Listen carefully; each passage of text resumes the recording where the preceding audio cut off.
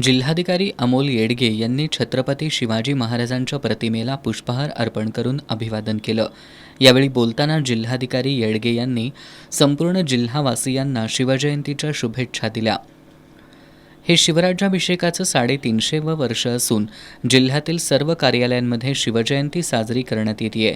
शिवाजी महाराजांचे पावन पदस्पर्श या ठिकाणी लागले आहेत. हे आपलं भाग्य असल्याचं त्यांनी सांगितलं.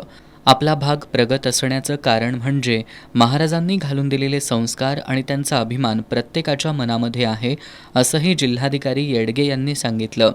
यावेळी अप्पर जिल्हाधिकारी संजय शिंदे, निवासी उपजिल्हाधिकारी संजय तेली, उपजिल्हाधिकारी संपत खिल्लारी, जिल्हा पुरवठा अधिकारी मोहिनी चव्हाण, जिल्हा पुनर्वसन अधिकारी वर्षा सिंघण पाटील, उपजिल्हाधिकारी शक्ती कदम, विवेक काळे, जिल्हा नियोजन अधिकारी विजय पवार यांच्यासह जिल्हाधिकारी कार्यालयातील अधिकारी कर्मचारी उपस्थित होते.